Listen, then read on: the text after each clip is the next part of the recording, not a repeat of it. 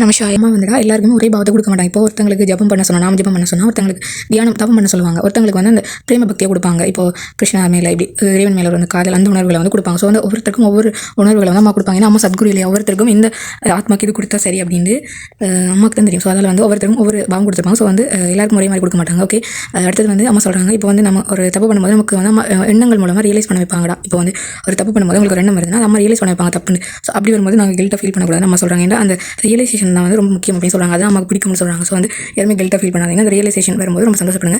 அப்போ நாங்கள் தப்பு பண்ணாமல் கொஞ்சம் கொஞ்சமாக மாறும். ஓகேடா, யாருமே இனிமேல் மிஸ்டேக் பண்ணிட்டேன் எனக்கு மிஸ்டேக் பண்ணிட்டேன் அதாவது கடவுளுக்கு என்ன பிடிக்காது அப்படிலாம் யோசிக்காதீங்க. நம்ம அப்படி யோசிக்க வேணாம்னு சொல்லிட்டாங்க. ஏன்னா எல்லாருமே கடவுளுக்கு பிடிக்கும். ஸோ மிஸ்டேக் பண்ணும்போது நாங்கள் அதை ரியலைசேஷன் பண்ணும்போது கடவுளுக்கு என்ன அதான் ரொம்ப பிடிக்கும் அப்படின்னு சொல்லி அம்மா சொல்லி முடிக்கிறாங்க. அடுத்தது வந்து பக்தர் வந்து இன்னொரு கல்வி கேட்குறாரு. அம்மா மகான்கள் வந்து ஆங்கிலம் அப்படியான மொழிகள் கற்றுக்கொள்ளலாம் தானே அப்படின்னு சொல்லும்போது அம்மா சொல்கிறாங்க, அதாவது வந்து அம்மா வந்து இப்போ ஒருத்தங்க அம்மா கிட்ட பேச போகிறாங்கன்னா அம்மா வந்து அந்த பக்கத்தில் இருக்கவங்க தான் அம்மாவுக்கு வந்து ட்ரான்ஸ்லேட் பண்ணி சொல்லுவாங்க. அது தமிழில் மலையாளங்கள் அப்படி ட்ரான்ஸ்லேட் பண்ணி சொல்லுவாங்க இங்கிலீஷில் வரைக்கிறது. ஸோ அதே என்னடா அம்மா தான் உலகத்தை படிச்சது, அம்மா தான் காலி தேவி. ஆனால் அம்மாக்கு இங்கிலீஷ் தெரியாதுன்னு சொல்ல முடியாது. அம்மாக்கு எல்லாம் தெரியும். அம்மா மொழியை படிச்சது அம்மா அம்மாக்கு எல்லாம் மொழியும் தெரியும். ஆனால் அம்மா ஏன் நடுவில் 2-3 பேரை போட்டு ட்ரான்ஸ்லேட் பண்ணி எனக்கு சொல்ல வைக்கிறாங்கடா. இப்போ அம்மாக்கு வந்து அதால் வந்து புண்ணியம் கிடைக்கக்கூடாது. அம்மா வந்து அவங்களுக்கு அந்த புண்ணியத்தை கொடுக்குறதா அம்மா அப்படி பண்ணுறாங்க. இப்போ வந்து அம்மாக்கு அந்த புண்ணியத்தை வச்சு அம்மா என்ன பண்ணுறது? ஸோ அம்மா அப்படி சொல்கிறாங்க, நான் அந்த புண்ணியத்தை வச்சு என்ன பண்ணுறது, என் பிள்ளைகளுக்கு போட்டு சொல்லி தான் அம்மா வந்து நடுவில் 2-3 பேர் வச்சு அதை வந்து ட்ரான்ஸ்லேட் பண்ணி சொல்ல வைக்கிறாங்க. ஸோ வந்து மகான்கள் வந்து நினைச்சா எந்த மொழியும் கற்றுக்க முடியும் சொல்லி அம்மா சொல்லி முடிக்கிறாங்க. ஓகே அப்படின்னு சொல்கிறாங்கம்மா, இந்த உலகத்தை படிச்சது நான் தானே அப்படின்னு சொல்லிட்டு சொல்கிறாங்க. நான் மேஜிக் காட்டுறதுக்கு இங்கே வரல, என் குழந்தைகளையும் கடவுள் அடையிறதுக்கு கூட்டிட்டு போகிறது தான் இங்கே வந்தேன் சொல்லி அம்மா முடிக்கிறாங்க. ஓகே, அடுத்தது வந்து பக்தர் கேட்குறாரு, அம்மா இப்போ சில இடங்களுக்கு போனால் அந்த வைப்ரேஷன் வந்து ஒரு மாதிரி குறைவாக இருக்குது அப்படின்னு சொல்லும்போது அம்மா சொல்கிறாங்க, சில இடங்கள் வந்து நெருநாளிகள் இருக்கு இல்லையா, அந்த இப்போ கோயிலுக்கு போனால் அமைதியாக இருக்கும்,